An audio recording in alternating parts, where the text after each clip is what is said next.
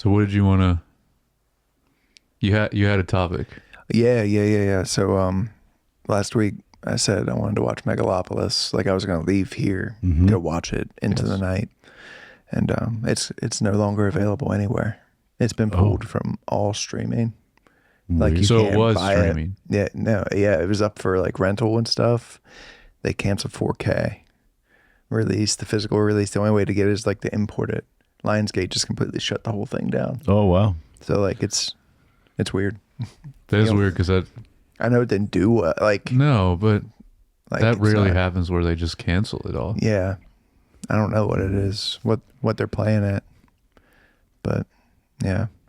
Well, that pod will be out by the time this is out. That pod will be out, but Yeah. it'll be out tomorrow at the time of this The recording. joke, but- the joke I saw on Reddit when I saw it was someone said that the actor that talks to Adam Driver finally had to go and leave because I guess during the theater run, they had that live conversation, like where there was an actor at the screening. And it was like, yes, they were faking a conversation with. but there's something like that that's kind of meta in the movie because we talked about it, which is weird. But they did it They had to do live it differently. Yeah, when it was in theaters. That's so weird. for like most of like the big showings, I guess. Yeah, Very strange. it is weird. Which is also weird. What was the film before? Like there was one of the earlier films that he tried to do like a live edit. I think it was one before that, the really bad one, Twix. So was that the one? Yeah, he was trying to do a live edit. Like so each showing would be slightly different because he was like live editing as the crowd responded. Oh wow, this movie really sucks. Yeah, like It's kind of it's like, so the guy who made The Room, Tommy Wiseau, yes, he for the last like 5 years has been showing this movie Big Shark. It's his follow-up, his big follow-up. It has Mark Sinestro or Sestero or whatever that's in there with him, plays Mark. But anyway, he's been showing different versions of it, like every showing, and just taking it to different cities, being like, this is version A. Then you'll go see it and be like, this is version 3. Like, it was just to see the crowd. yeah, like he's just been editing it based around reactions. I don't know. So And he's you just still doing I still haven't seen it. So You he's can't watch doing a it. public test screening, essentially. Yeah. He Like wants to- that's what he's trying to catch lightning in a bottle again. I don't think that can I happen don't again. think. Yeah, I don't No. think he's gonna get it. Did you ever see The Room, Josh? No. Well, we're doing it, That'll be the ultimate pod that Blake's on. and that will be we need to all be in the room watching it. That one. Actually, Blake will host that one. That's how much he We're all believes in The Room. We're all gonna have to watch it together and then talk about it because it is. All right. It is something. It's amazing. Okay. All right. What's the other one you? When I was at your house. Birdemic. No. I remember we watched that one a lot. What's the one it was pretty low budget. You just talked about that you bought physically that I saw at your house. I didn't see it. I saw the box art. It was like beavers or something. No, hundreds of beavers. Hundreds of beers. Now I've heard about that. That's I haven't heard about it. That's a low budget. yeah, like but really- like it's a lot like animation. Right? It's like Looney Tunes. yeah. But That's it's cool. actually really well done, and it's really crazy what they did with it. Like it's just a fantastic film, and it's funny. It's so funny. See that one? That's cool. So you actually have heard of I've heard of it. Yeah, I've heard some people talk about it, but I haven't seen it. Okay. Yeah, they made it with like a shoestring budget. Like it's like Yeah. only a couple guys and a bunch of people in costumes. Nice. So So Ooh. why did the mermaid stop dating? because she got beached, Robert Pattinson did it. What? I don't know. Yeah. Because she was tired of all the fishy excuses. That's so stupid. I love Blake's reaction because he gets just he gets hates so it. mad. Yeah. I mean, I have one. Hey, Josh, Yes. how do you eat grass without teeth? You swallow it. You rip it out and swallow it. Yeah. So, that was a test. You did watch the movie. Yeah. Yeah. That was good. Yep.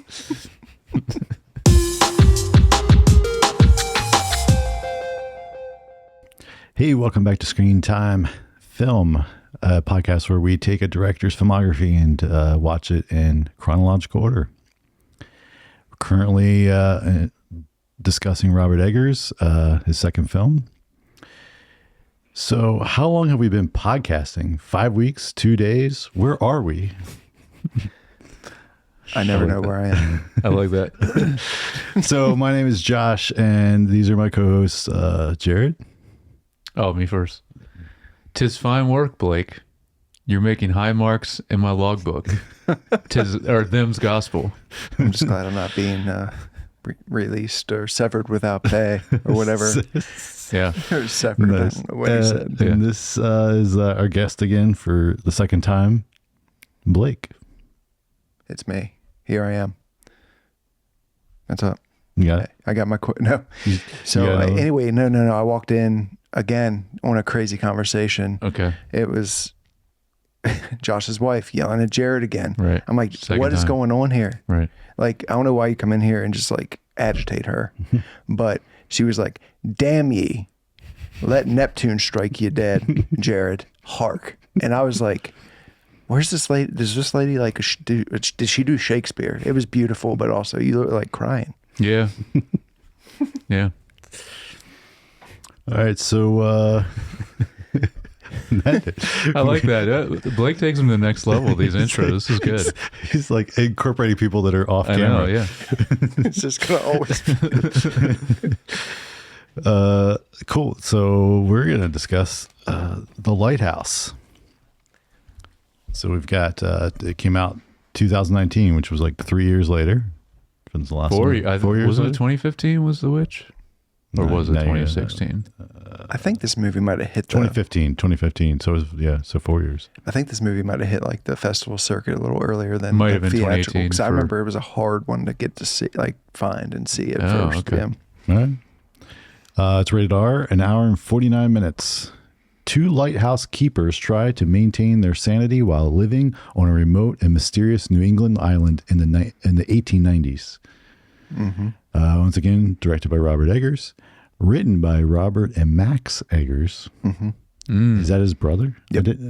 I didn't look it. I meant to look it up, and I was like, I should look that up.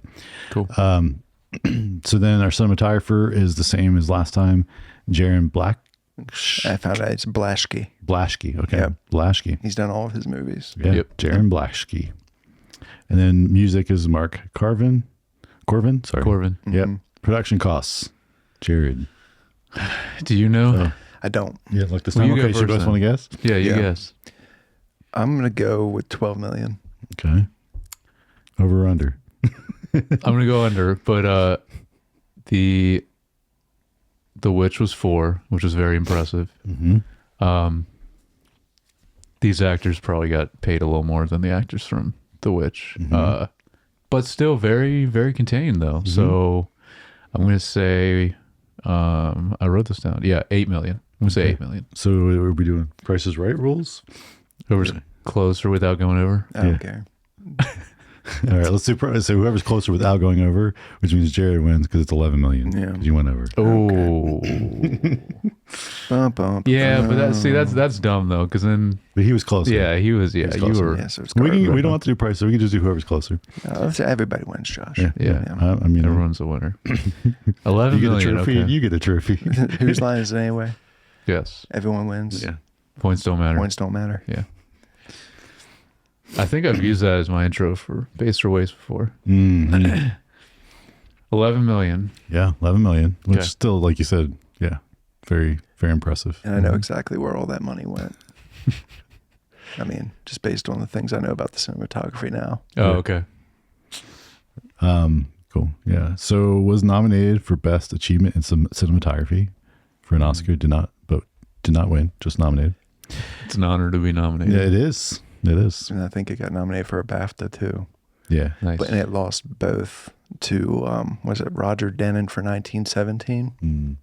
No, Roger Roger Deakins. Deakins. Oh yeah, Deakins. we did that one. We covered that. Yeah, we movie. covered that movie. Well, that movie itself is just Yeah, an it's insane. achievement. Yes. Just, But a little not as impressive when we talked about it because we learned how many secret cuts were in it. well, you really thought they shot for No, like, but I mean there was a lot 2 more. months? Still But there was a lot more than what we. I guess more than you thought, think. but Yeah, more than you yeah, think. yeah. But Yeah. but it's still actually no one knows. Like we didn't actually know a number. Oh, okay. Because they never told Yeah. anybody. So it's like just guesses of what people have. Mhm. But there's certain points where you know because they talk about it in interviews and Yeah. stuff. But, yeah. nominated Oscar cinematography. So not either one of them is Not the actors, no. Robert Pattinson is Thomas Howard, and William Dafoe is Thomas Wake. And then we have Valerie Karaman as the mermaid, which she hadn't been in really anything else. So. I mean, other than that, you have the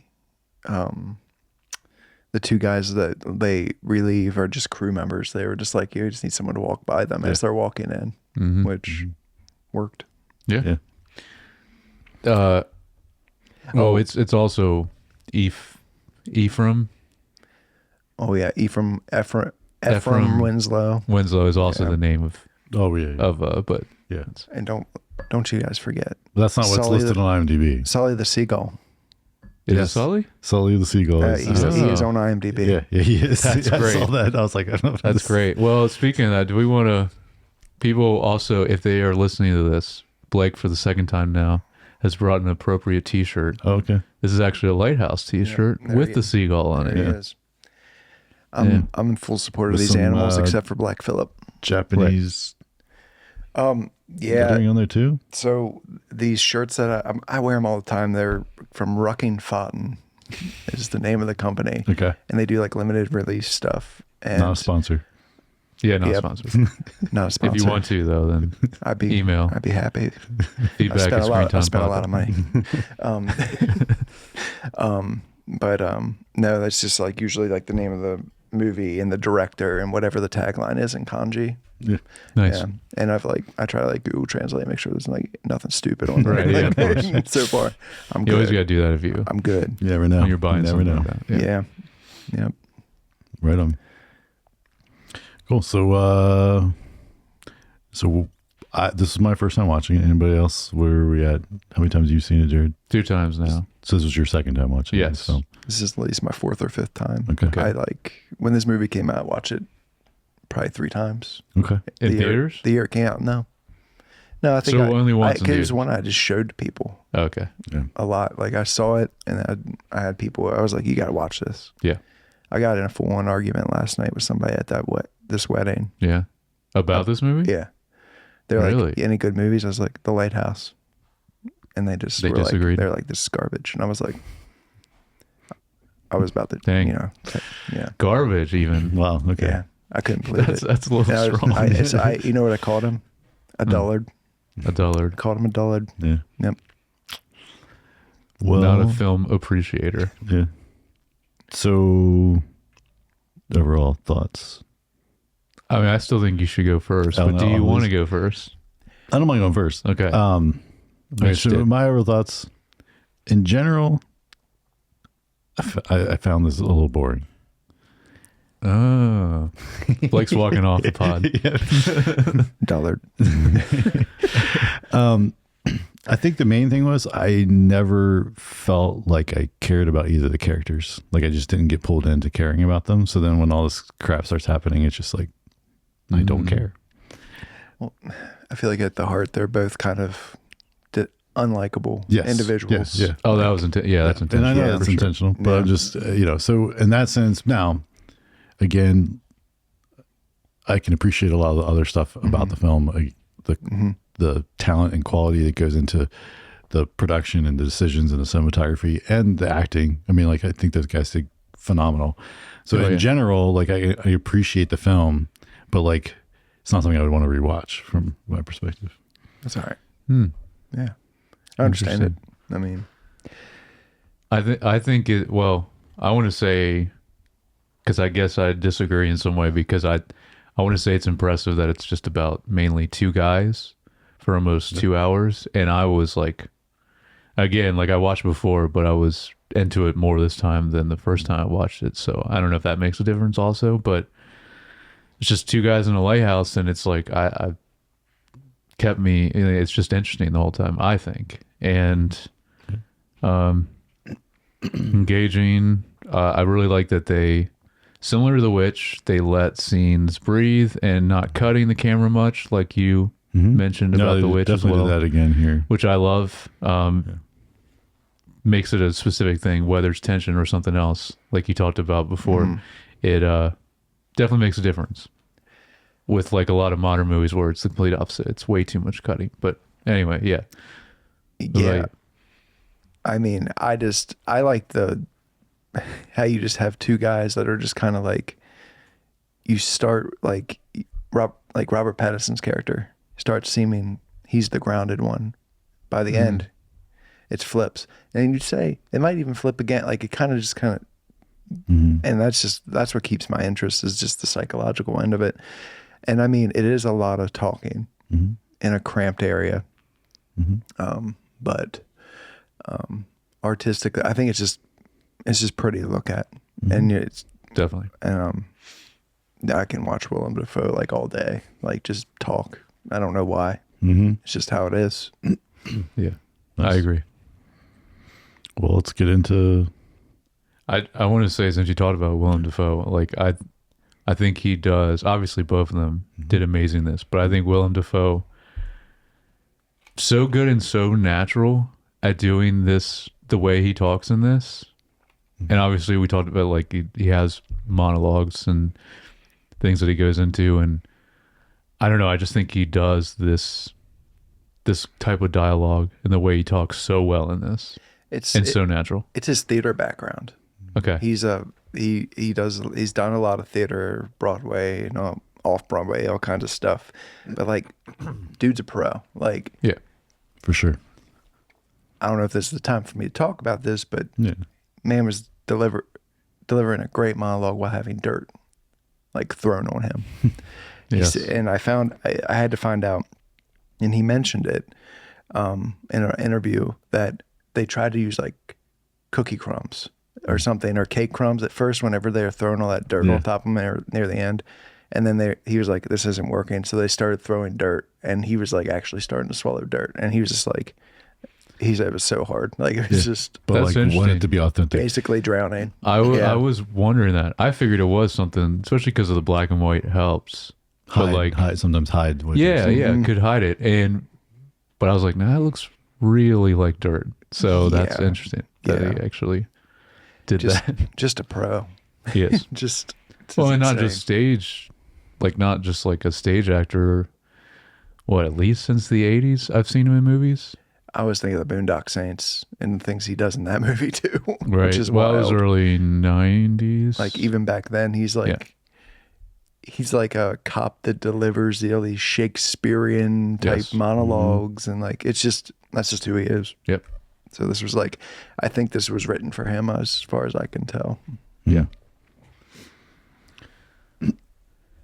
Well, the first note I wrote down was just thought it was interesting. The opening was so similar to The Witch, where it was just like this long black, and just had some kind of the little bit of the score like kind of under that, and some sound design, and it was just like it was like a black screen for several beats longer than like you normally see in a film, like any film. And did the same thing in The Witch. So that was just a small note, but I don't know if he does it in the next two as well, but He does a lot of cutting to like black and lets you really like soak in it, like whatever's going on, like whatever had just happened. Like he's kind of like, I've noticed he'll let you chill on it. Like, But for the very beginning, I'm trying to remember in The Northman and Nosferatu also, does he do that in the very beginning, like to open the film, just like he did in these two? I don't remember. I can't remember honestly, I haven't rewatched it yet, but I feel like Nosferatu starts kind of quick. Okay, because from what I remember of all four of these, it does seem very similar.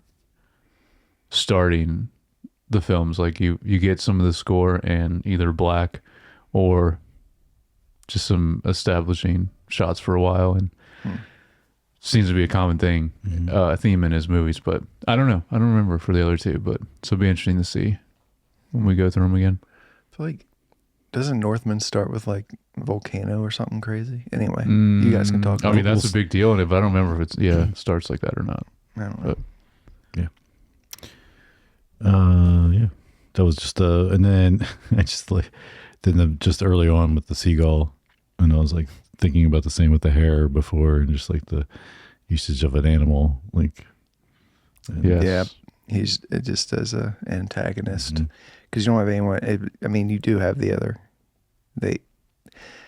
You have the antagonist. Like they're like, he's antagonistic with like Willem Dafoe and Robert Pattinson. Both characters like are antagonistic towards each other, and the only time they really like each other is when they're drunk. But yeah, the seagull is definitely like, I feel like that's the snapping point of the story. Because to kill a seabird is bad luck. Yeah, I mean, and that's set up very early, but also plays out all the way to the very end, which is so great.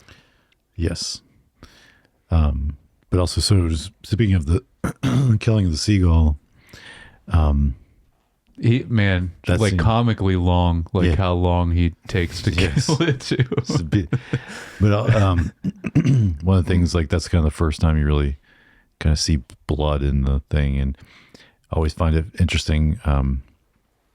It's the same with the what was it, the show on Netflix that was in black and white? Ripley. Yeah, Not Ridley. Yeah, Ripley. But I just find it interesting when something is in black and white, the blood's just black, Yes. and it's like, and so, what is just?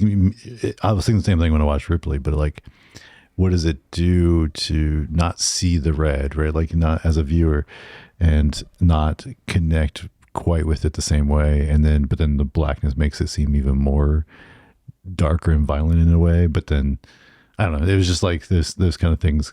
Yeah, it's it was definitely intentional. It makes everything like, so like they talk about like the reds in the faces and stuff, like that darker like look makes it shows imperfections.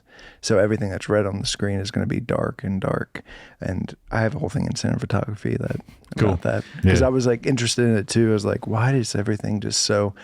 Because even like that the scene at the end when the scream, Yeah. is like, his face is just black. It looks like he has tar on his face, but it's supposed to be blood. And yeah. Just Yeah, makes and but you're right, it does make it, I mean, it invokes a different feeling, because I was just thinking something that's like, what is something that's black and white, but then really showcases the reds? And I guess Sin City is a good example, right? Yeah. So like that obviously has a very different feel, and that's intentional also. A lot of it is black and white, but then you still see the red of the blood and that stark contrast. But with this, it definitely gives it a very different feel, because there still is a lot of blood in this, but yeah, you don't get the same feeling with that. That's a little bit bleak darkness that they want to portray. And yeah, I mean, everything's just he wants everything to feel old. Yeah. Yeah. And I mean, that's a common theme in all of his movies. yeah. And also, I don't know, you probably will talk about this later, but because I know you mentioned this to me, like the folklore, folk tales that he incorporates in every film of Or his. at least trying to make them feel that way. Yes. Yeah, this one was loosely, like, as far as I can tell, this one was just loosely based on this, like, I think it was the 19th century. Two lighthouse keepers got stranded, and the one died and/or was murdered. They're not sure. And then he just ran with that concept. Yeah, and like, embellished on the other. and Okay. I mean, yeah, he's just basically filling in the blanks of what could have happened. Yeah. But And I like that, because I like how, like you mentioned last pod, which I know we'll talk about at some point, I love how crazy he gets with it, or how far he runs with that concept at times. And the psychedelic nature of it that you said is, there's always one of those in all of his films. yeah, and this one's like not really. It's not really like the weird psychedelic dancing, like I always said, but it's a little bit more of a self pleasure. And Oh yeah. Anyway, let's keep. Speaking of, Yeah. well, just like, so, like, one of the notes was like the mermaid scenes and Oh man, and the tentacle stuff and the All that I have down as a nose, like those are definitely all from because it's so different. It's very standout scenes anytime any of that is happening in the movie. like from the start, like you can just tell there's something wrong with Robert Pattinson's character. Mm-hmm. Like he's like he tries to play like a straight man, but then like just be like I'm sober and Yes. I'm a rules guy, and Well- Willem Dafoe's like you're a fake. But right off the bat, like him digging in the mattress of He found Oh, he found the hole. He did find a the- hole in the bed. the Yes. hole. The hole. And I'm imagining both cots had the hole. Yes. And yeah, we had some. It was the mermaid figuring out something I didn't think about or remember from the first time watching it. How cool it's cool how early that is brought up Yeah, just it's by really the early. like Yeah, almost very beginning. Yeah. Instantly, just something for him to get attached to, and Mm-hmm. yeah, I mean, even that little figurine. I mean, that plays pretty heavily later on in the film. Also, it becomes an object of like fixation. yes. It's just, yeah. I don't know. Like this movie, I kind of view it as like it's a slow burn, and then it just ramps up like real quick, like that last hour. But I can see where the pacing could definitely be an issue for you. Yeah. Well, again, not to repeat too much, but like I think for me, like being able to connect with a character and then care about it, like then I think I would have been okay with like living with them for a while before stuff starts, really ramping up. Yeah. But when I'm just sitting there, I'm like, I'm just like, I don't care about these guys, and why am I watching them? It's like, it's kind of where I was at, and I was kind of like, they just kind of. So like, So I was just watching it for the other stuff, and kind of more paying attention to that. But, jump around, but so much of the stuff, even little things we've already talked about, but other thing, like I think did do a good job of really portraying the isolation that they were going through, and Yes. the use of that aspect ratio. They said it was one of two things: 1.33 or 1.13 by 1. yeah, Yeah, I was going to ask Josh about that because it didn't box. seem it's more it square, didn't but seem standard. it's almost square, but like Okay. that's for sure was to As to the to force a more feeling of confinement. They were just stuck in a shack, basically. or stuck in a lighthouse. But Yeah. And so I would imagine that was a choice for that reason, because, the wider it is, the more open, the feels. And so to force it to like this boxed in feel. But then like for me, like also like whenever he's out, like they're out on the island, it feels huge for some reason. Yes. Like when he's having to haul coal or throw the chamber pots out, Big was so Lebowski style. Yeah. It just all feels like he has to walk miles and miles, and I think that's intentional. It's like be like these tasks are just like so too much for him, and it just gets worse and worse and worse. No, they definitely do a good job with the vastness of when they're outside, like around them, or just the ocean, but also I was thinking even the long staircase, like when you see that and at different times in the movie, and you see how much, that is even, you see at the very beginning him carrying up but like at different times you see just how tall this lighthouse is. Yeah. So do you guys, there's two opinions on this movie. Okay. One is that I can't tell is that this all was in his head, all in Robert Pattinson's head, this whole thing after he murdered that guy.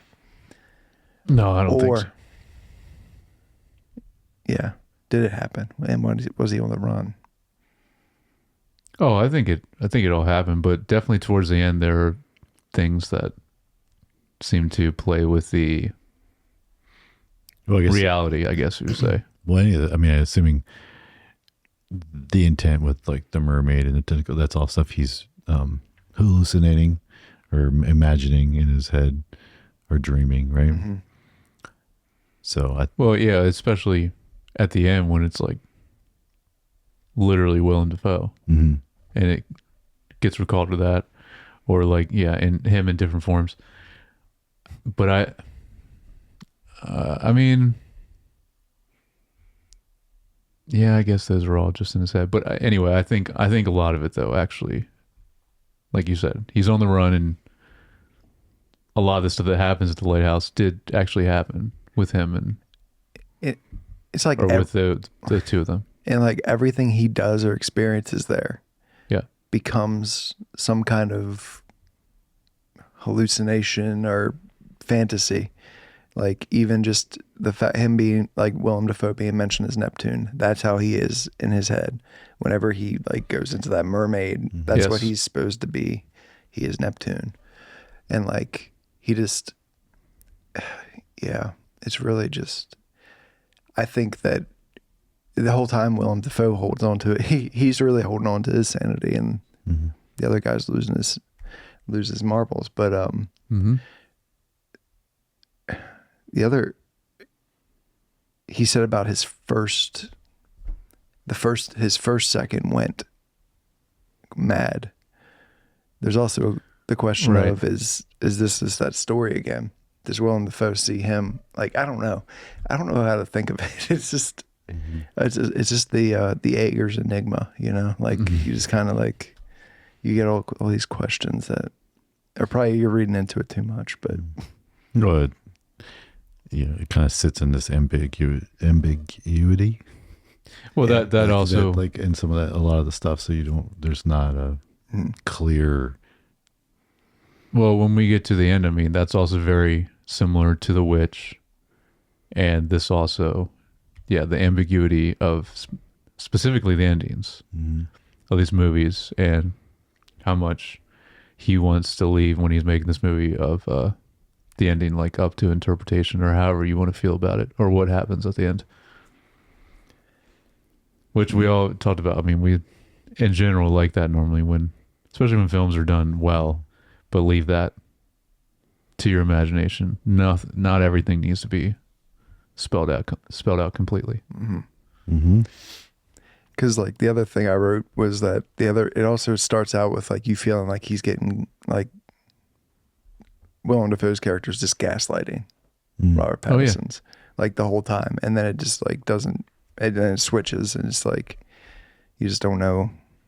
Yeah, I love that, but there's a lot of like really I mean, even in the log book that he has, like there's a lot in there. It's like, I imagine, he really did write that all because, he reads it later, but it's crazy because that was something I forgot about watching at this time. Like, what all he actually was trying to do to him through that book it's crazy. the whole movie scene. It really, I guess it really is just, what is it? Is it Thomas Howard, right? That's Robert Pattinson's character. So it's Howard's perception of the events. Yeah. And, you get that wall break whenever you see that logbook. Yep. Because then you're just getting an idea of like, this guy's crazy. He needs to never do this again. Yeah. Right. Yeah. What else I got done? I just wanted to mention, because I don't remember. Oh, I think Blake brought it up in The Witch, the Shining reference, and there's another one in this movie when he's running, The axe. chasing him with Hatchet. Yeah, Like the way yes, he's the kinda way he's doing- running, even doing yeah, his yeah. thing. Yeah. Because I thought it's that funny too. because then when he goes through the door, he doesn't cut through the door at all. Like he just bursts in. So that's obviously the big difference. But yeah, when he's running with them, I'm like, oh, okay, that's another clear nod for sure. Yep. And the Big Lebowski.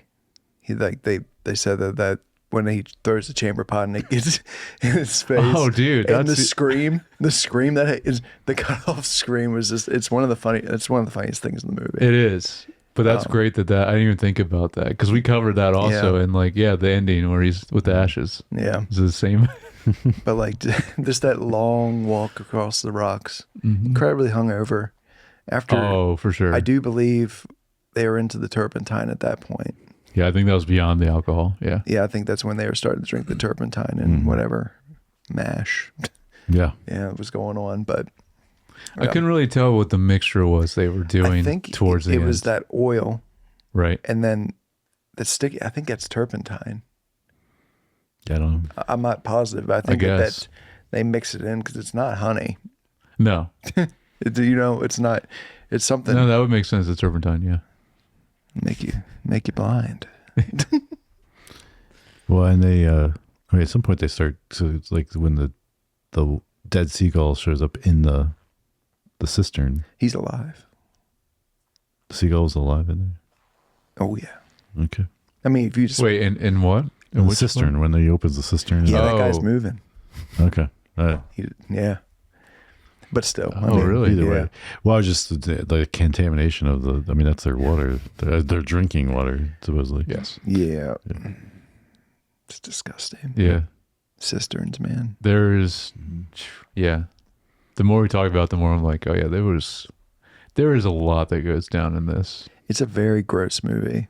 Like, Yeah. Oh yeah. I mean, opening shot, like, you know what you're kind of getting in for when he walks upstairs, and it's just the blocked off shot and just a pee stream.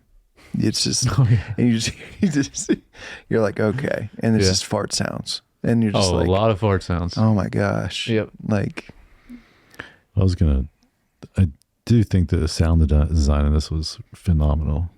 Oh yes. I loved how they had, because there was like the constant of the horn, right? And then weaving that into things like when they use it to kind of go in, like the whales or the siren from the mermaid, you know, like and it kind of like bleeds in and kind of slightly transitions a little bit, or like slightly transitions out into the horn. Just the way they use that to kind of create this constant, like almost like the ticking of a clock, right? Like where it's just like this constant like rhythm of something there that just kind of drives you mad as well. Yeah. I love it with the mermaid, especially the sound with Yeah. that was so good. The way they did that. yeah, like the mix of that. Like there's times where you're like, is that the sound or is that the score? Like, Yeah. because both just kind of like become one. We there. can use our favorite pretentious film Oh, where we I always was talk going about to say it. The diegetic sound. versus non-diegetic sound. Because Was- I mean, that is a good point. You sometimes, even watching this time, like, is it actually from the score or not? Yeah, like I can't tell if it's like strings or if it's whale song. Like Yeah. half the time, but yeah, sound man, Yeah, it's great. I love it. It adds a lot to this for sure. Yeah, Well, both of them. I feel like without the sound design, half the stuff wouldn't feel as creepy and intense. Like because it's But you're saying the score also, sound design and score Yeah. both. Yes. yeah, because there's score as well. Because because we're not, at least both these films aren't having as much like actual like creepiness from like a visual. Like, I mean, not from, like, I mean, there's sometimes the framing's a little weird, like kind of get that, but like, meaning like you're not seeing like this grotesque monster on camera, right? Or something like that to kind of evoke the like fear, right? Mm-hmm. And it's all just from yeah. all from that. Is this actually classified as a horror movie? I wouldn't. I mean, I don't think Well, it is, but I think it's like, I don't know, what did I see? probably is part of the genre of it.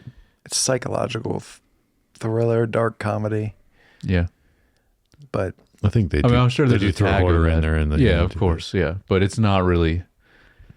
no, yeah, music's important to the scene. I mean, you see those you ever seen those videos of like them putting like Yeah, so like IMDb has it under period drama, psychological horror, suspense, mystery, drama, fantasy, horror, mystery, thriller. Okay.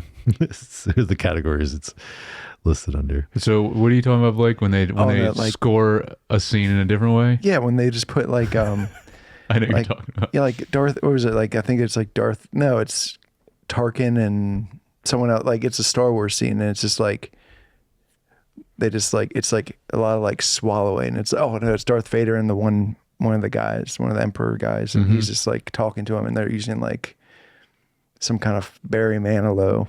Yes. Like yes. it can completely change it. Oh yeah. So like if Careless Whisper is playing during the Lighthouse when they're like talking to each other, Very different feel. Very different feel. Yes. That'll be what my new YouTube channel will be dedicated to. We'll just Recutting movies. take Eggers movies and recut them. Rescoring them. What was the movie? There was one you talked about recently that you said if you had the time, you actually would want to. It was probably, well, it might have been a show. I don't remember. But I remember you talking about there was actually something that you disliked so much that you were like, I would actually take a crack at doing like a recut. Of it. I don't remember what it was though. Was it a Coppola film? Maybe. It was either that or it was like some of his pacing drove me crazy. Okay, it was probably that. but I'm not 100% sure it was that. Or maybe it was The Acolyte, but I don't think that was too beyond saving. Yeah, no, that was a while ago. Yeah. Garbage. Yeah. That was too beyond saving. That's beyond editing. Yeah, that's bad script story. Yeah. I don't remember what it was. There wasn't a problem of editing in that. There was something that was just like, I don't remember. Yeah, I don't remember. Anyway, it just made me think of it. No, I don't think the editing is not off on this film at all. Definitely not. No. I just think it'd be funny to change the score on it completely. Yeah, absolutely. It would. Be like add a little like circus music. Mm-hmm. To them doing like the tasks. Benny Hill. Like to him doing the tasks. Like speed it up. Yeah, it'd be funny. All right, so I mean, you might be able to trim like 20 minutes off the movie if you did that. If you sped it up, yeah. You might shorten it. That's how time works. So what do you guys think the lighthouse itself represents in this film? We want to. Are you in context to like the ending when he actually does? Maybe, but like overall, Okay. You know, it's crazy. I've never thought about that. It's like because there's an obsession around it that obviously has its hooks in Willem, and then Robert Pattinson's character is intrigued by it, but when he sees it, it's too much. And I don't know.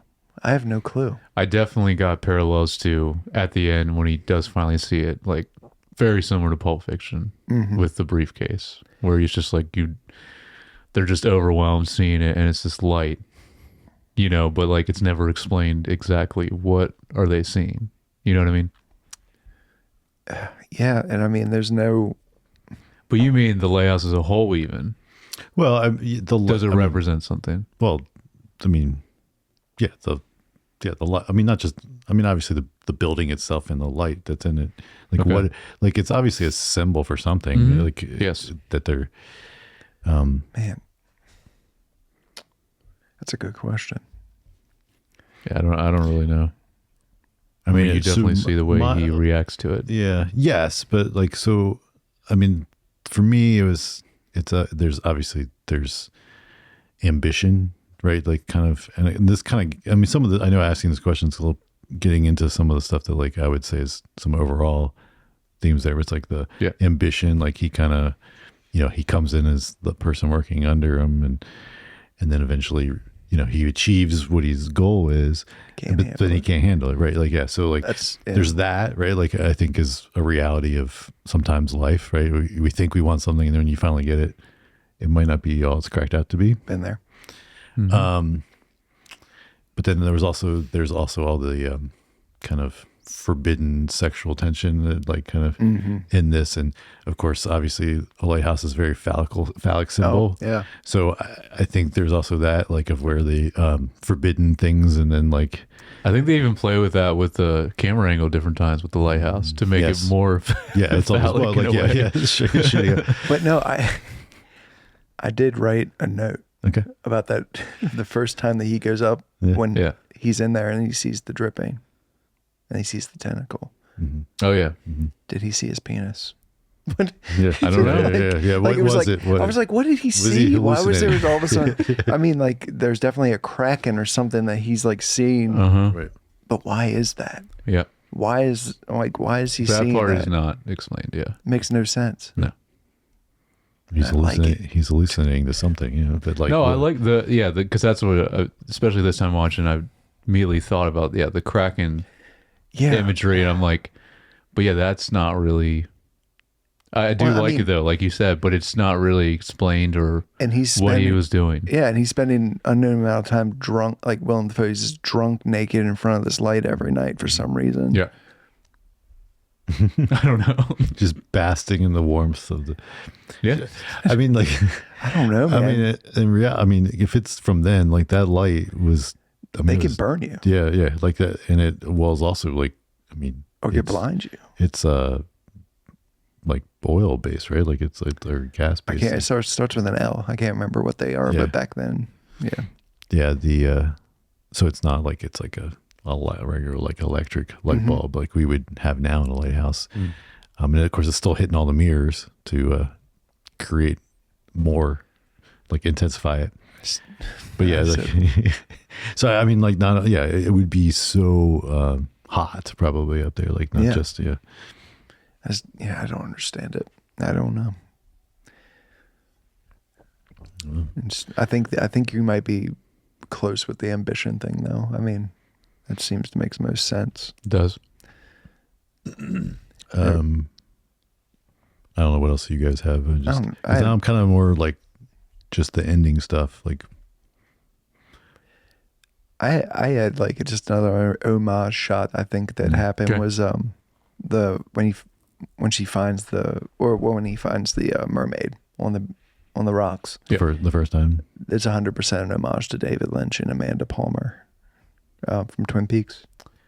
No, I mean, Oh yeah, I mean, I could see that, but do you really think that's what he was going for? I mean, It she's is wrapped, similar. and it's just a very like portrait. Like she's kind of framed by the seaweed, and it's like Yeah, she's wrapped in seaweed. She's like she's wrapped in plastic. You know, I love that line delivered. Wrapped in plastic. Yeah, no, that's I could definitely like see that. that being was just something I just kind of Yeah. noticed. Now, since I'm rewatching or watching Twin Peaks, there. Nice. it just kind of stuck out to me. Yeah. I mean, he definitely takes inspiration in some ways from Lynch anyway, with his weirdness and kind of the trippy nature of some of his scenes are very similar to how Lynch does it with his movies and with Twin Peaks, for sure. Absolutely. Right. So the ending. So yeah. So Yeah. first, like, I mean, we kind of talked about it a little bit. So Robert Pattinson's character finally destroys Willem Dafoe, and he then gets access to the actual light in the lighthouse. And once he's up there, like he just gets overwhelmed and then falls down the stairs. So, Yeah, I have no ideas. The only thing I can think is that he broke his back or something when that happened, and just crawled to the beach and was eaten. yeah, Like that's Yeah. what. he's just trying to get out, and that's where he ended up. And then the seagulls got their revenge. Yeah. Now, one thing I thought was a cool effect was when it cuts to that scene, there's no sound. Mm-hmm. Yes. And that really then makes it, let's say, like, is it really happening, or is it the final hallucination? I don't know.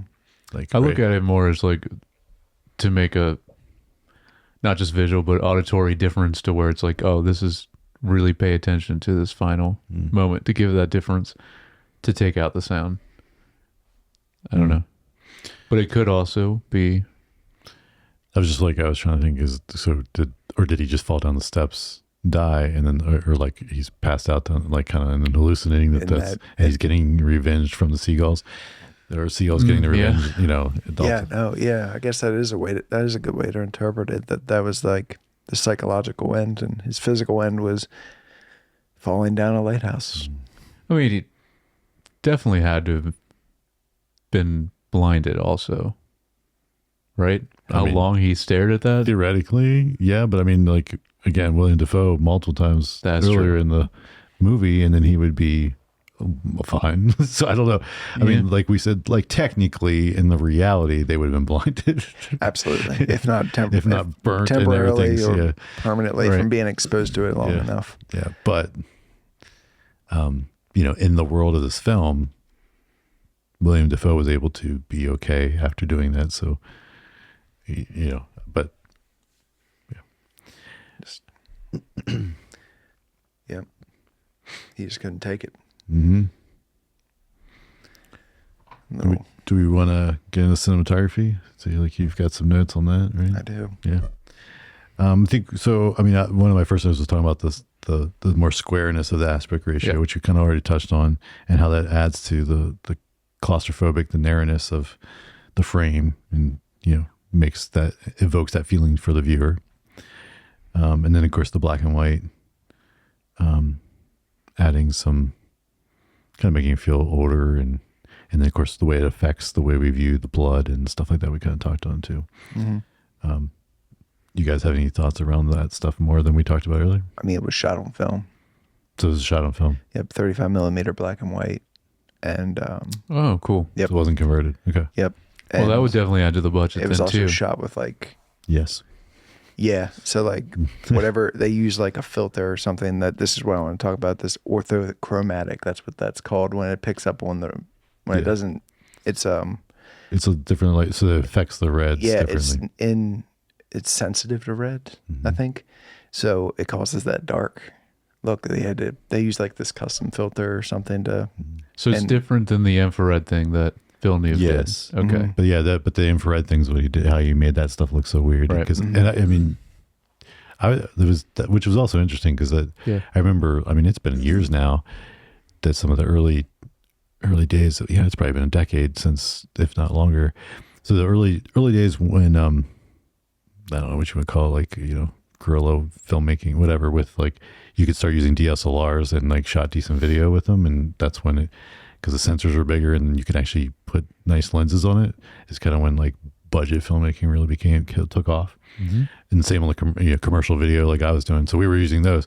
And not too long after, because you could retrofit those and have them change out the sensor to an infrared sensor. So people were, and it looked just like that stuff in Dune 2. And it's crazy because it really, you just you send it somewhere and they change something in the sensor so it has an infrared, and then what you shoot looks like that. And it's wild.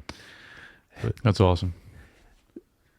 This is another. This I thought this was all, but the whole thing about the black and white was there was actually a negotiation tactic.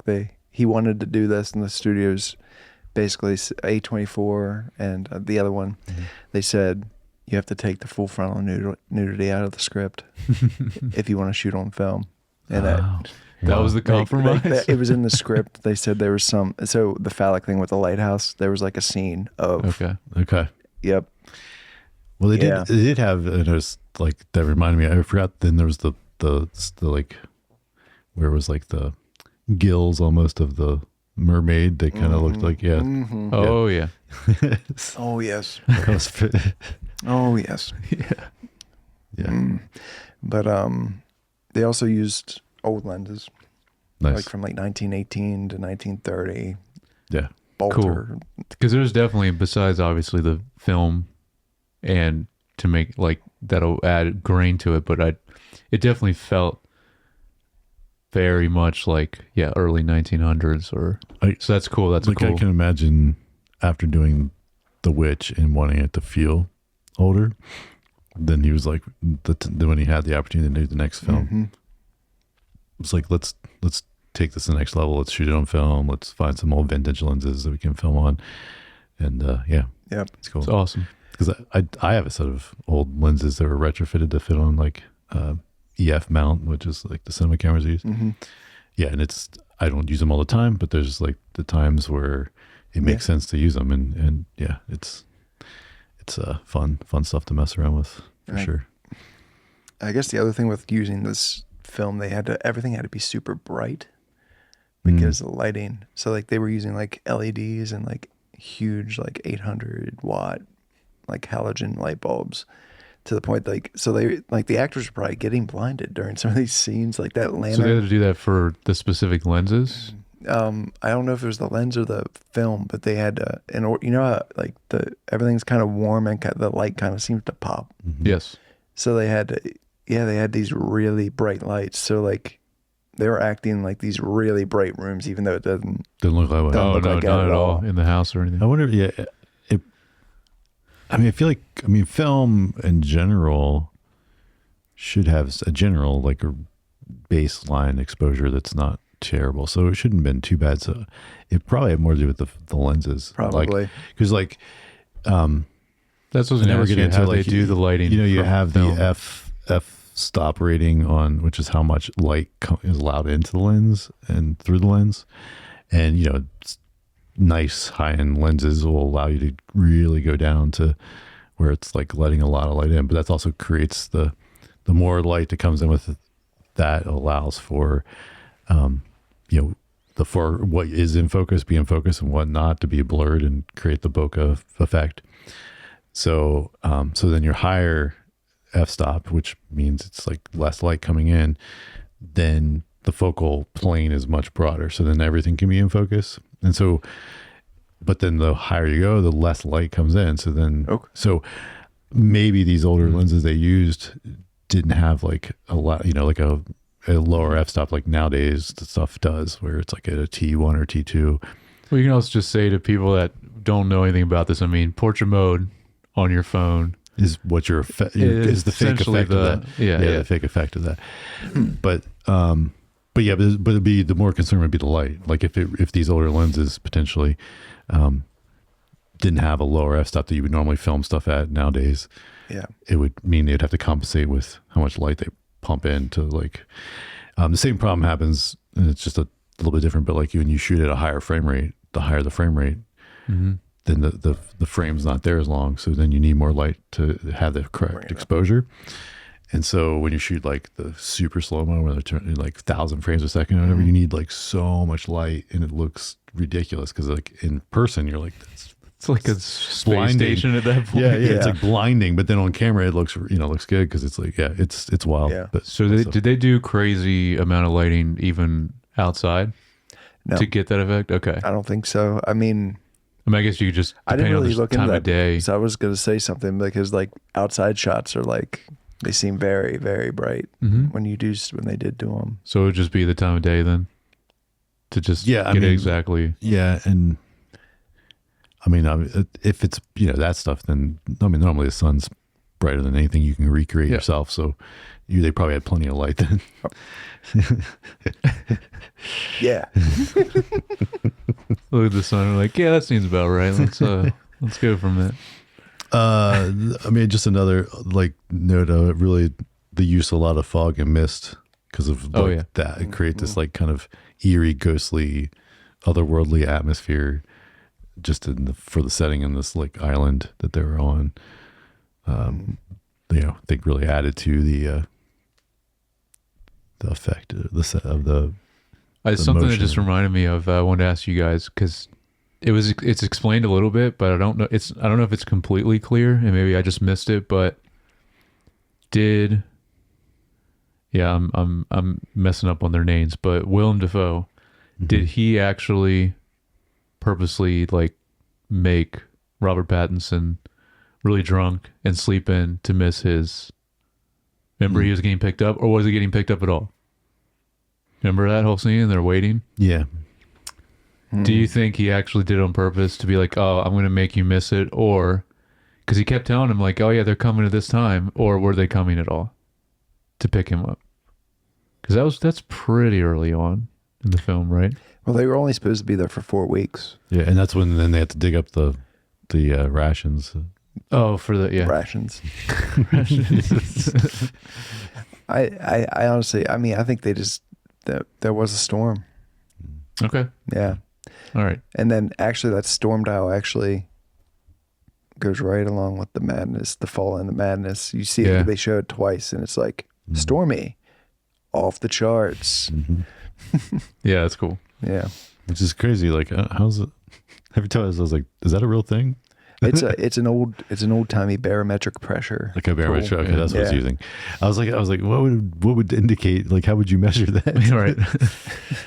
How do you They just measure simplify it by madness? storming. Yeah. That's the question this movie's posing. That, like, you just came up with the best tagline for this film.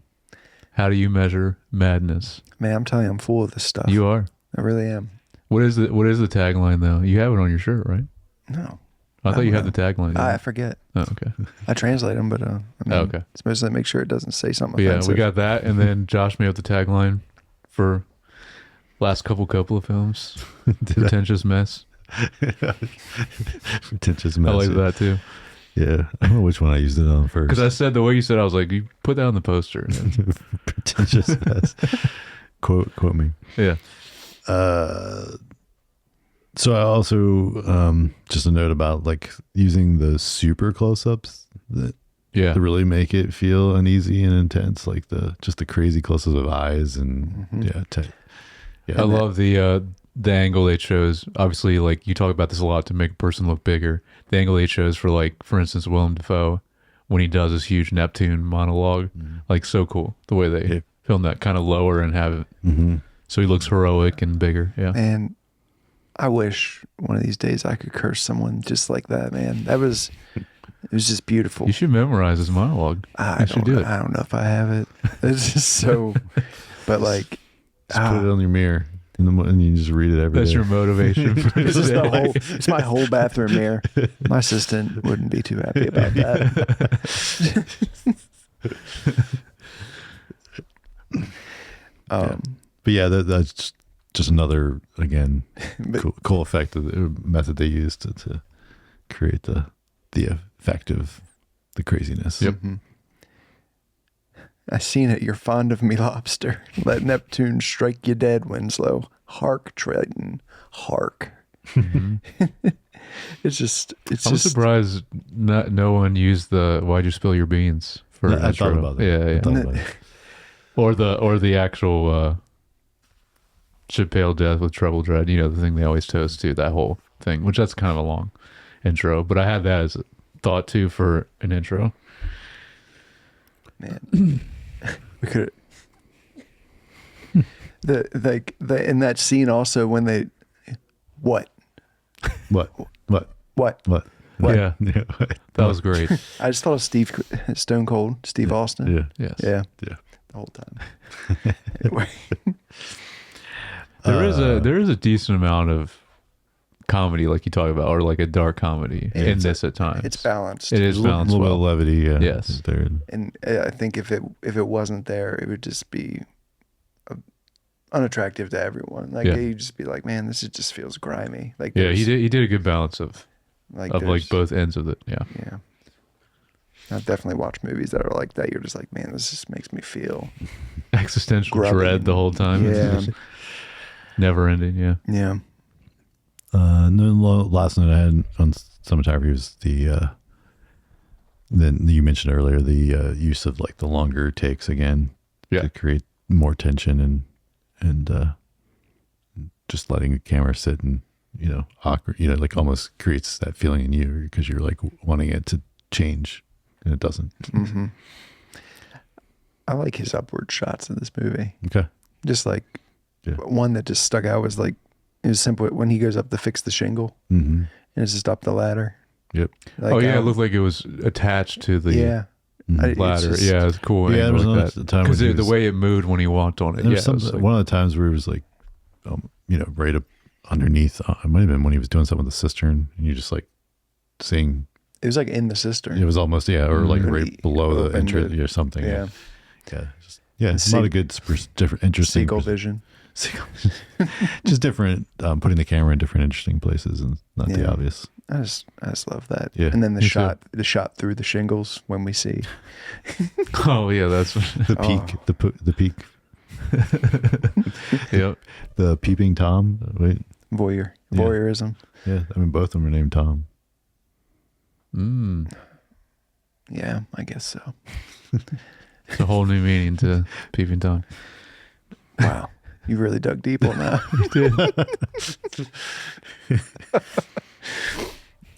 man. There's another log line for Peeping Tom for the film. Just put it on the poster. Tom Peeping Tom. Oh man. Yeah, the movement of the camera at different times, which you guys already talked about, but I thought there's some really cool, interesting ways that he did, even more so than what he did in The Witch in this one, which is really, I guess it helps definitely keep you interested, even if there's like some really long dialogue scenes that maybe you're not into as much. I imagine that's part of what, I know you said you didn't like all of it, but I imagine that's part of it. The cinematography being so interesting that carried you through the movie at times when you weren't as interested. Right. Well, yeah, I kind of mentioned that earlier. Like, and of course, sound and all that paying too. attention and focusing more on that stuff when I was like not really connecting with the characters. Yeah. But, Blake's still mad you didn't like this movie. I'm not mad. I'm not mad at all. Okay. Because the thing is like I end up arguing with people about this one all the time. Yeah. Just like last night. Yeah. Like, it's okay. yeah. You're too But slow. the thing is, are John, you a dullard? Fooled me. That's another quote. but it's not like to the point of you, like you said, this person said garbage. Like it is definitely not, This so there's a lot of this person extremes. is known, you know this person. He's hard on movies all the time, and Okay. I'll ask you after the pod who it was. yeah, and it didn't surprise me one bit. Okay. Yeah. But yeah, so there's, I know, you're not to that extreme, but yeah, I believe there's a difference between, I could definitely see a lot necessarily- of different people thinking of this film in different ways. Yeah. like, I don't think it was garbage. Like, I think it was very competently made and crafted and honed. And I think he did a great job creating what he wanted to create. Now, whether that connects with you or not is a different thing. Yeah. Right. Yep. And so I just, from my perspective, it didn't quite connect with me. Meaning, so then the enjoyment wasn't quite there from that perspective, and from the story perspective, is best the way to say. But like again, I can appreciate the other things and the craft and all that stuff. So like, I didn't hate watching it at all. Oh no. But I also wouldn't necessarily, unless I needed to dissect it for like, if I was trying to make something similar, and I was like, oh, that would be a good thing for inspiration. Then I maybe go back and watch it. But like otherwise, I'm probably not going to watch it again, just from my perspective. And that's how it is with his movies. I mean, I try to get people to watch them all the time, especially if there's someone that likes movies. I'm like, and they're like put off by like it being a horror. I'm like, it's really not. I mean, the worst one's Nosferatu. If you don't like horror, don't watch that one. But yeah, the other ones aren't really at all. But so I'm assuming at least two. That'd be interesting once we do all four to rank them. But I'm assuming as of right now, you like The Witch more than this. Oh, actually, maybe you were kind of. No, yeah, I think I You do like The Witch more? I think because The Witch I enjoyed, I did connect with the characters and I enjoyed it. I just thought it'd be a stronger film if it didn't cut to even those like scenes with the witch like early that's on. right. That was your biggest thing. That was my, and I was just like, I think that would have been even more risky from a creative standpoint, and I think it would have still worked and been a strong film, and I would have made it even stronger for me. But I think also as a early first-time director, it's hard to take those risks at that extreme, and especially if a studio may be pushing you to be like, no, we need some kind of scary-looking things mixed in there. Whereas this kind of he got away from. I mean, like it's not so much. I mean, their weirdness from the hallucinations, whatever they are, but like it wasn't like as much as like scary things. he doesn't like scary stuff, Yeah. which is just like. Which I would imagine if they were flopped, he might have taken that stuff out if it was a second film. Yep. Yes. So. He had a little bit more clout with the studio or whatever, and I always think it's interesting the different stories about like filmmakers bargaining with the on different things at different points in their career. Obviously they get to a certain point, they don't need to bargain anymore. Like I guarantee well, I don't know about the Northman, but you said Nosferatu, like he could do whatever he wanted to make that. But like this, you said even just like, I want to do film. All right, take out full frontal male nudity. Yeah. But he actually said, I just listened to an interview, and he said when he won some best director award for The Witch. I don't know what it was, but it was big enough. some studio head called his agent like right after it happened and like offered him some like big franchise thing to like direct. And he's like, no, I'm not doing that. Wow. He only wants to really adapt his own stuff. Except this was back in 2019. He was already talking about Nosferatu back then. He said, well, Nosferatu is kind of a different thing. Like I want to, you know. I wonder so we don't have any idea, like it was like a big IP or franchise that he was offered. It's probably Marvel. I was wondering if he got to Marvel yet. Yeah. Feige was on the line. Yeah. Asking him to direct Captain America: Brave New World. Oof. Garbage. Or garbage film. Maybe it was Star Wars. I mean, definitely it's got to be Disney something, but I would love to see a Robert Eggers Star Wars movie though. What franchise film would you watch The Witch and then be like, man, he would have been real good in this franchise? Well, I mean, back in the day, Marvel used to be very good at doing different tones. Yeah, and you do have films. like what if, You know what? A Werewolf by Night. Yeah, I mean they did that. Yeah, I was gonna say Doctor Strange. So like if you could do a little bit of Doctor Strange has a little bit of vibes of that. But all that, I mean, some of that more the kind of the witch kind of world of things, like they could kind of, I know they kind of steered away from that, but it looked like they were going that way. Because even with the what's his name at the end of I always forget what the Eternals, WandaVision? the Eternals. Oh, The guy at the end of that, right? Like he was there was like the tease at the end of that with the Man, I don't remember I blocked it in that movie out Eternals. of my head. yeah, it's not a good film, but it was like they were going into the supernatural basically realm of Marvel comics, and they were kind of teasing that in a couple of things, and then they pulled back since. But like if they were really going down that path, you could see them tapping him for something like that. And that but like think about a straight up just Sith Star Wars movie. I think That'd be sick. they haven't been that loose and ambitious. And I think Star Wars they is have good. not. I'm just saying what I would like to see, but no, they wouldn't. I think Robert Eggers. I think it'd be cool to see him do like an episode of one of the shows or something. Yes. Like maybe not. Well, I honestly think if I had to give him an IP, I would have him step into Lord of the Rings. Oh man. Ooh. Whew. Not Rings of Power, man. No. But like, I mean, you could definitely go down because I think anything with, like if you did anything with Sauron and like and I mean, just Nazgul. like, I mean, there's definitely like you could do something there. Like if you did a film from the perspective of like, even it took place at the same time as the books, but you were doing it from Sauron's perspective. Yeah. Oh, yeah. That'd be cool. This ideas guy, man. Yep. All right. So anything else on cinematography that you guys had? No. All right. So music people. Score. Yeah. You guys got anything? I kind of touched on what my note earlier about like the horn stuff. Like, I mean, like right off the bat and it was so effective the way they used it multiple times, and even the transition to other things, and it kind of felt like it was part of the score and not. And I thought that was great, but Yes. It's just he's like Mark Corvin. He's just really good at and like I said. I think I'm going to say the same thing again. I don't think he does the next two. No, it's just But, the first two.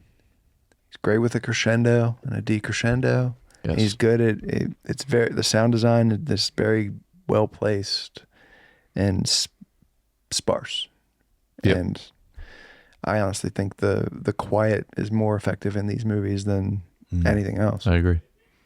Yeah, but also it's like, because there isn't that much in this. That's why I don't have many notes about this, but I love what he did in The Witch, and you're right, very similar in this as well. This time though, very cello, like bass string heavy.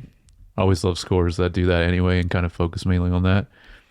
But there's not much else to it besides like the different sound design elements that we already talked about. So, Yeah. and it is maybe about the same as The Witch. I was going to say times where it's actually used and times where there's none. Leave for no score.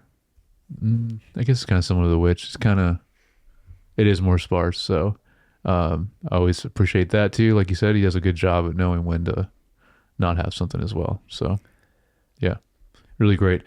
I didn't see the other two movies also only once. I'm curious, this other guy that does the last two of his films, I'm curious how he's going to approach them, because I didn't focus on the score as much with those when I first watched them. So definitely going to be doing that. Yeah.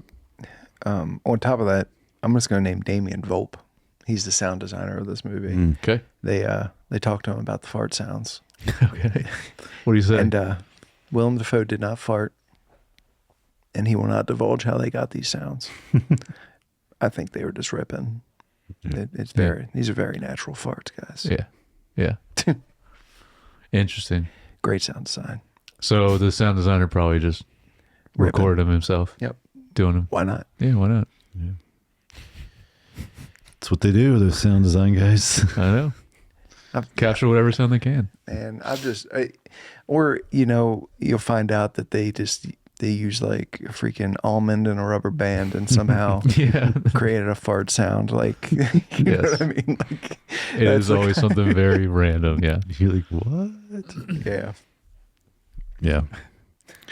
Cool. The last part, the themes and messages before we get into some trivia. I know you already I kind of touched on one of my thoughts on this. It was, what I wrote here. Where I think it makes you think about human ambition, whether seeking power, knowledge, or escape, often leads to destruction. That's kind of It's deep. Thanks. That was good. Thank you. Because mine's easy. Themes and messaging. Don't drink. Especially when you're stranded on an island. Yeah. And don't be so desperate that you got to make it from oil and whatever they use to make it. It was like oil and turpentine. Turpentine, yeah. I think it was. Yeah. Ugh. It's like. Yeah. Man, I don't really have anything. I mean, what you guys said is good. I don't really have a specific No, I mean, theme for this. the theme is to take care of your mental health. That's there you right. go. Yeah. It's no joke, mental health. It isn't. Yeah. All right, so get into a little bit of the trivia from IMDb. This is William Dafoe and Robert Pattinson. So they barely spoke words on set because they were so exhausted they couldn't even hang out or do anything else other than because it's so physically demanding. That was a common theme in the interviews with Willem Dafoe. He was like, man, And it was then hard. Well, he also, by choice, stayed in a little fisherman's cottage by himself. Method. But yeah, Patterson stayed in a hotel. It says here. Willem Dafoe goes, yeah, I mean, I could see him being a method guy sometimes. Absolutely. You know what, though? I will say a shout out to Robert Pattinson in this, because a little bit towards the end, I could see a little signs of Daniel Plainview from There Will Be Blood with him. And I was like, dang, I'm like, he's going there. Not to the full extent of Daniel Day-Lewis level, but like, I could see a little bit of that in him towards the end. He's also a great accent guy. Yes, he is. Like, he really can mask his English accent well. Like, just doing like a North, was it? I don't know. No, it's almost like Bostonian, but not. I don't know. Well, they say Canada. I like how he says Canada for Canada, but yeah. Although, was he actually there? You know, he said he was doing what? Trees, something to do with trees in Canada. There's all those flashbacks to the actual Ephraim Winslow there. And Okay, the logs floating. That's like his right. first hallucinations are logs Yeah, floating in on the island. it was almost like there were whales turned into logs, right? Okay. Yeah. I mean, that's how, because I first thought they were That whales. first one, And, yeah. The first, and it's like And they were then little, because they had some curvature, but then as they turned, they kind of became logs. And the body's floating there. Yeah. That's cool. Because it kind of just seems like he ends up killing the guy by just not helping him. He's just like, I ain't helping him. Yep. Let him drown. The scene with the long monologue with the curse, because he didn't like the lobster. All because of that. Robert Eggers says Defoe didn't blink for 2 minutes because it's like he delivered the whole thing. It was one take. Oh, he only did it once. Well, I didn't say you meaning like in one take, like the whole Right, thing. I don't know but you don't know how They many probably times he more did than it. one, but he said total. he wouldn't blink the whole time. Right. I actually laughed like out loud after that because it's like it's like over a minute Yes. of him just talking, and he's Yeah. just like, I think all right, Backer, your way. I like your cooking. Yeah. Like he says. Yeah. Yeah, He's that's like- one of the that's all he comedic says real moments. It's so quick. good. Yeah, the way he responds. Yeah. The dream sequence where Wake stands naked Mm-hmm. is a reference to a painting called Hypnosis by German artist Sascha Schneider from 1904. Okay. So there was versions of the script that were too clear, quote unquote, and Robert Eggers' goal was to make the audience go mad and become confused. So the final script turned out to be being more confusing for the audience. Well done.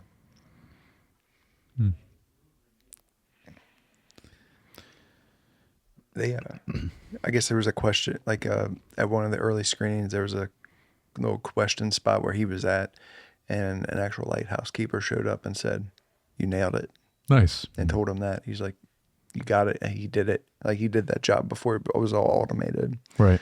I thought that was kind Yeah, of this says, so to your point earlier, so the film was shot on double X stock black and white, which requires much more light than to get exposure. So when they shot at night and indoors, they'd use about 15 to 20 times more light on set to actually see something on film. The crew put flickering 500 to 800 watt halogen bulbs in period correct kerosene lamps that were only a few feet away from the actors.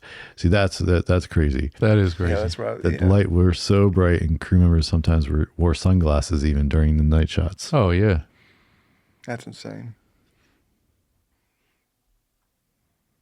Says their facial hair was real, though Pattinson had to dye his mustache dark because it naturally is dark blonde. Okay. The teeth were prosthetic, though, that Defoe has. I mean, yeah, they kind of look like wooden teeth, Mm-hmm. like or something. So this story was loosely based on the real-life tragedy from 1801 called the Smalls Lighthouse Tragedy.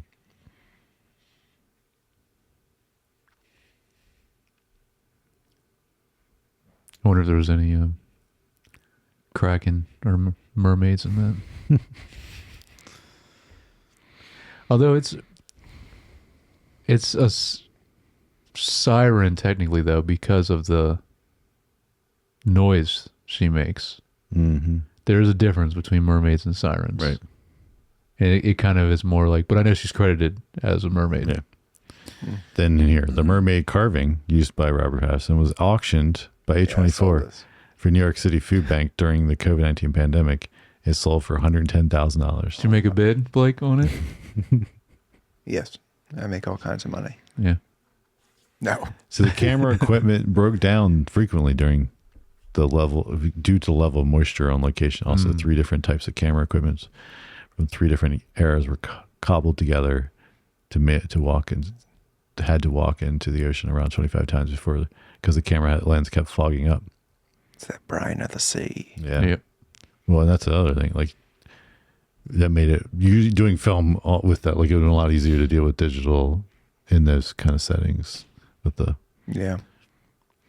the word wiki used by Wake in 19th century slang term for lighthouse keeper is based on the wick trimming that was required of lighthouse keepers. Mm-hmm. I think that's probably that's pretty at the Yeah. end. And so, yeah. Any final thoughts? Yeah. What's up? I'll save mine for the very end. Okay. Like Oh yeah, that'll be my our closing. outro? Absolutely. Okay. Okay.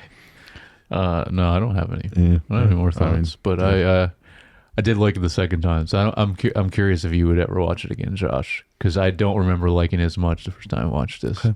So All right.